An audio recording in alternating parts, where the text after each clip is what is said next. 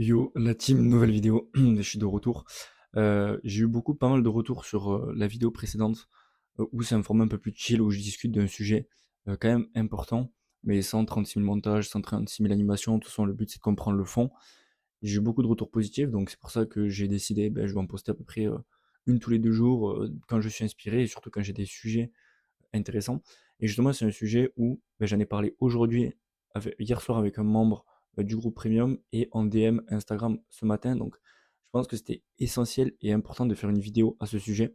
Tu l'as vu dans le titre. Avant tout, n'hésite pas à t'abonner, pouce bleu, tu connais la suite. En description, tu as le lien de mon groupe. Euh, donc, c'est le sujet de tout ce qui est émotion en trading, tout ce qui est surtout FOMO et overtrading, ok? Donc, ça va être une vidéo où je vais t'expliquer déjà que sont ces deux biais.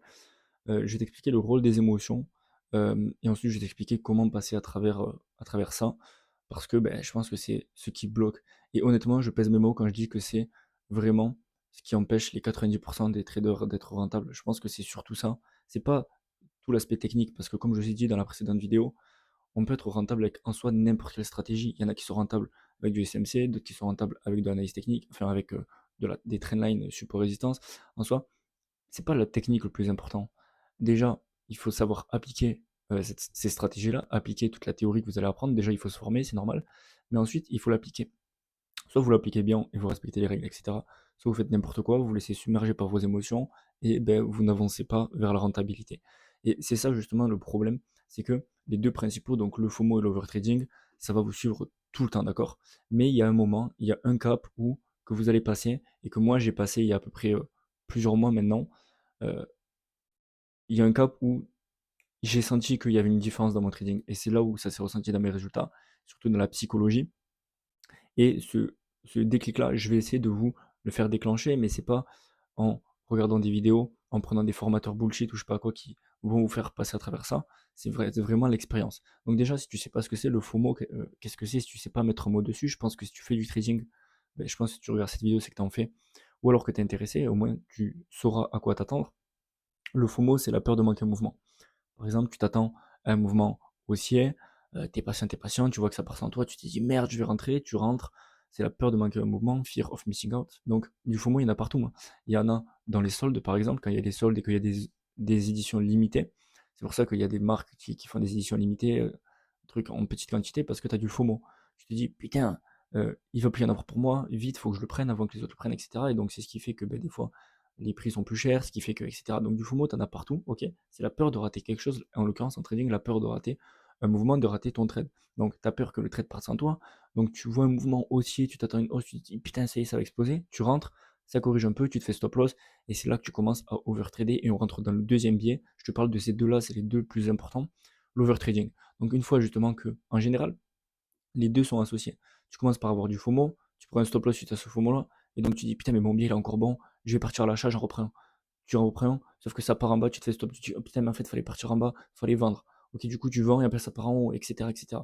Ça peut paraître con euh, si tu t'es pas confronté à ces émotions, ça peut te paraître complètement débile, mais crois-moi que c'est vraiment ce qui fait que 90% des traders sont perdants, c'est clairement ces émotions. Et même avec de l'expérience, je suis, entre guillemets, pas impacté par ces émotions, mais j'ai ces émotions-là des fois.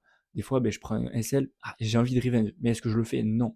Et c'est ça la différence, on rentre dans le deuxième point. Donc maintenant que tu connais ces deux émotions et ces deux biais qui sont vraiment pour moi ce qui bloque le plus et ce qui va vraiment t'empêcher d'être rentable, c'est pas la stratégie miracle, elle n'existe pas, je te mens pas. Je vais pas te dire de rejoindre mon groupe parce que la stratégie miracle que j'enseigne, etc., même si on a de bons résultats, le but, comme je t'ai dit dans la précédente vidéo, c'est de trouver une stratégie qui te correspond. Au niveau des horaires, au niveau des principes que tu utilises, au niveau de tout ça. Le but, c'est admettons, tu as trouvé une stratégie qui te correspond, tu t'es formé avec un formateur, peu importe lequel, etc. Tu vas trader et justement, ces biais-là, tu vas forcément être confronté. Et c'est ce qui fait que 90% des gens perdent. D'ailleurs, en démo, peut-être que tu ressens un gap entre le démo et le réel. C'est justement ça, parce qu'en démo, tu as moins cet aspect-là. Euh, Comme en réel, tu es avec du vrai argent, les émotions sont décuplées enfin, sont multipliées par 10, par 100. Ok, parce que c'est du vrai argent et c'est normal. Il y a plein d'autres émotions liées à l'argent. Je vais pas en parler forcément dans cette vidéo, dites-le moi en commentaire si vous voulez que j'en parle dans une autre vidéo, de vraiment toutes les émotions dans lesquelles on peut être confronté en trading. Et sinon, dis-moi en commentaire, fais-moi des suggestions de vidéos dont tu veux que je parle. Ok. Donc voilà, donc maintenant que tu connais ces 2, qu'on a mis un mot sur ces 2 émotions, parce que peut-être que tu étais confronté, mais tu t'en rendais pas compte et maintenant, rien que le fait d'avoir mis cette petite graine dans ton cerveau, mais la prochaine fois que tu vas, heu, te sentir submergé par ces émotions, tu vas te dire: «Ah putain, mais j'ai l'impression que là, j'ai envie de faire que trader, mais techniquement, j'ai pas forcément de raison de rentrer, juste parce que j'ai pris un stop loss, parce que j'ai FOMO». Donc tu vois, le fait déjà de t'en rendre compte, ça va énormément t'aider et tu vas voir pourquoi par la suite. Donc deuxième phase, comment moi comment tu peux et comment moi j'ai fait, mais je vais te parler de mon expérience parce que j'ai pas envie de parler de ce que font les autres. Je te dis ce que je fais et je fais ce que je dis. Donc, moi, comment j'ai fait pour passer au-dessus de ça et comment toi tu vas pouvoir faire avec le temps, l'expérience, tout simplement. Au début, déjà le fait de savoir que tu es impacté par ces émotions, ça va t'aider, tu vas pouvoir t'en rendre compte. Parce que si tu es dans le déni, que tu fermes les yeux, tu vas continuer, tu vas continuer, tu vas continuer, tu vas jamais t'en rendre compte, tu vas cramer un 2 3 4 10 comptes, et tu vas te dire: «Putain, en fait, c'est la stratégie qui marche pas», tu vas changer de stratégie, et cetera, et cetera. On connaît tous cette étape-là, on connaît tous cet engrenage, ce cercle vicieux dans lequel tu peux tomber, mais tout vient là-dedans. Tout se joue là-dedans, et moi, ce déclic, je l'ai eu. En fait, c'est pas du jour au lendemain où je me suis dit: «Putain», c'est vraiment avec le temps et l'expérience où j'ai compris que c'est pas déjà plus je vais prendre de position, plus euh, je vais atteindre mes objectifs, c'est pas du tout le cas. Mais j'ai aussi compris que moins je respectais mon plan, mais bizarrement, moins j'avais de bons résultats, et, et ainsi de suite, plus je cramais de comptes, etc., etc. Déjà, je vais t'expliquer ensuite dans un dernier temps comment moi j'ai fait et comment toi tu pourras faire. Donc, déjà, c'est ça. Ça va être uniquement l'expérience parce que tu as beau écouter des gens comme moi. Là, je te parle juste, je vais te donner quelques tips que tu vas pouvoir mettre en place et que tu vas pouvoir appliquer pour essayer de passer au-dessus de ça. Parce que je sais que c'est quelque chose de. On a l'impression au début que c'est insurmontable, qu'on est dans cette vague et qu'on dit qu'on va jamais s'en sortir, etc. Si, je suis sorti, je suis maintenant rentable. Je le partage tous les jours en story. D'ailleurs, si tu me suis pas sur Instagram, en fait, dans le lien en description, tu as tout, tu as le lien de mon groupe gratuit et de mes réseaux. Donc tu peux aller voir. Euh, Mes membres font des TP. Aujourd'hui, on a fait un TP. J'aurais pu overtrader, j'ai pris un trade, un TP terminé, basta. Cet après-midi, il n'y a pas forcément de trade sur le Nasdaq d'intéressant. J'ai eu un potentiel trade à l'achat, mais il arrive un peu tard. Peut-être que là, il est parti, mais c'est pas grave, je regarde même pas les graphiques. C'est pas grave. Et en fait, être dans cet esprit-là, de se dire que déjà, de se dire que des jours de trading, il y en aura des milliers, des milliers, des milliers. Par contre, des comptes et l'argent dans ton compte bancaire, il n'y en aura pas des milliers, d'accord.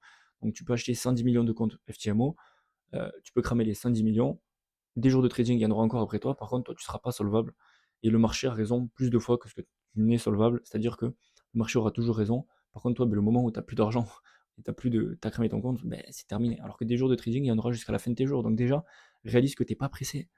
Prends le temps. C'est sûr qu'après, si tu as tout quitté, tu as quitté ton taf, tes études, tu as tout quitté alors que tu n'as aucun résultat pour le moment et que tu te dis j'ai 6 mois pour valider mon 1 200K, c'est sûr que tu te mets pas dans les bonnes, tu te mets pas dans les bons trucs. Donc commence déjà, sois sain d'esprit quand tu trades. Commence à côté de tes études, à côté de ton taf, forme-toi, et dès que tu commences à avoir des résultats, dès que tu as des payouts, dès que tu as des trucs, tu peux envisager, mais ne brûle pas les étapes. Et c'est ça qui va faire que tu vas être plus serein et tu vas pas vouloir précipiter parce que ça, c'est aussi ça qui fait que FOMO, que tu overtrade, c'est que tu veux précipiter les choses. Tu te dis, putain, il faut que je TP là. Déjà, il y en a qui se mettent des objectifs quotidiens, c'est-à-dire, il faut que tous les jours je fasse 1000 $. Inconsciemment, ça veut dire que tu vas forcer pour faire 1000 $, etc. Du coup, c'est pas bon. Bref, c'est vraiment être dans un serein d'esprit envers toi-même, ça va énormément t'aider à passer au-dessus de ça. Et donc, c'est uniquement en appliquant. Tu vas appliquer, tu vas te casser les dents, tu vas apprendre. Si tu n'apprends pas et que tu le refais, c'est que tu n'as pas assez appris, donc tu vas te recasser les dents jusqu'à que tu apprennes, jusqu'à que tu comprennes que si tu te laisses submerger comme ça, tu vas jamais avancer. Et cette image en tête que tu avances, ok, tu apprends, tu avances jour après jour, que tu prennes SL ou TP, tu apprends dans tous les cas. Il faut apprendre. Même quand je fais un TP, j'apprends. Aujourd'hui, j'ai pris un TP, j'ai quand même noté dans mon journal que c'était pas un setup 5 étoiles. J'ai quand même noté dans mon journal que j'avais des contre-confluences. Et donc il faut quand même apprendre, dire comment j'aurais pu mieux faire, etc., etc. Donc on va dire qu'avec le temps, ta courbe elle monte, tu gagnes en expérience, que tu prennes SL ou TP, c'est la même chose. Vois pas déjà le SL comme quelque chose de négatif, vois le SL comme quelque chose de positif qui te permet d'apprendre et d'éviter de refaire ces erreurs-là. Je vais pas rentrer dans ce sujet-là, je pense que je vais en faire dans une autre vidéo, mais je crois que je l'ai déjà faite. Sur les stop loss process et les stop loss, ouais, je l'ai déjà fait. Va voir dans cette vidéo, donc tu apprends et vois l'image en tête que à chaque fois que tu respectes pas ton plan ou que tu overtrades ou que tu FOMO, boum, tu repars là. Tu remontes, tu remontes, tu remontes, tu respectes pas, boum, tu repars là, etc., etc. Vois ça comme à chaque fois que tu te laisses submerger par le FOMO et l'overtrading, tu t'éloignes de tes objectifs, tu régresses. Et voir ça comme ça, de te dire putain, mais en fait, plus je fais ça, moins j'avance, et c'est réel parce que tant que tu vas continuer à overtrader et d'avoir du FOMO, etc., tu vas t'éloigner. Et attention à ne pas confondre, je vais dans tous les sens, mais c'est parce que j'ai pas de notes, je dis ce qui me passe par la tête. Attention, je te dis pas de ne pas avoir d'émotions. Les émotions, tout le monde en a. C'est bullshit de te dire médite, fais 10 heures de méditation par jour, tu vas pas avoir d'émotions. On te demande pas d'être, je sais pas moi, moine bouddhiste tout seul dans une chambre. Non, ok. Le but, c'est ok, j'ai des émotions, je sais que je suis impacté par cette émotion-là, donc qu'est-ce que je peux faire pour ne pas me laisser succomber par cette émotion-là. Moi aussi, comme je t'ai dit, j'ai du FOMO, de l'overtrading, des fois je suis euphorique, des fois je suis triste, des fois je suis truc, c'est normal, mais je sais faire la part des choses et je sais justement me dire avec l'expérience, et on en revient à la même chose avec l'expérience, je sais me dire ok, je suis dans cette émotion-là, j'ai du FOMO, maintenant je sais que le FOMO ça m'apporte que du négatif, donc ben, je vais pas FOMO, je vais pas trader. Ok, donc ça c'est vraiment important. Et ensuite on arrive à la dernière truc, comment quelques tips que tu peux utiliser pour te rendre compte déjà, parce que le plus dur c'est pas de ne pas FOMO, le plus dur c'est de te rendre compte que tu es dans le FOMO. Et ça, et de faire le lien, donc tu te rends compte que tu es dans le FOMO, et tu fais le lien, quand je dis FOMO, c'est overtrading et FOMO, les deux, c'est pas pareil, mais les deux, je les mets dans le même panier. Donc tu te rends compte, première étape, que tu es dans le FOMO, l'overtrading, c'est bien. Maintenant, il faut que ton cerveau fasse le lien entre le fait que FOMO et overtrading, c'est mal. Et comment le faire? Moi, j'ai adopté quelque chose qui a plutôt bien marché. J'ai rajouté une colonne dans mon journal de trading. Est-ce que mon plan est respecté? Oui, non. Ou faire émotions, etc. En gros, en général, quand tu FOMO et que tu overtrades, c'est que tu respectes pas le plan, on est d'accord? Donc, j'ai rajouté une colonne. Est-ce que le plan est respecté? Point d'interrogation. Oui, non. Et à force de. Je reconnais que le plan est respecté. Des fois, je peux prendre un TP et je mets quand même si le plan n'est pas respecté. Et c'est ça aussi, euh, toujours apprendre à se remettre en question, dans le sens où c'est pas parce que tu fais un TP que tu es le meilleur du monde. Ok, loin de là, des TP, tu en auras d'autres, des SL, tu en auras plein. Donc, et déjà cette ouverture d'esprit de te remettre en question à chaque fois. Et rajoute cette colonne sur ton journal de trading. Est-ce que euh, j'ai respecté le plan, oui ou non? Et tu vas voir que, bizarrement, ton cerveau va faire le lien entre le fait que, ok, ben en général, mais c'est étonnant, quand je respecte pas mon plan, en général, la résultante, c'est un stop loss. Encore une fois, là, je vois que j'ai pas respecté le plan, j'ai fait un stop loss. Évidemment, encore une fois, c'est pas parce que tu prends un stop loss que t'as forcément pas respecté le plan.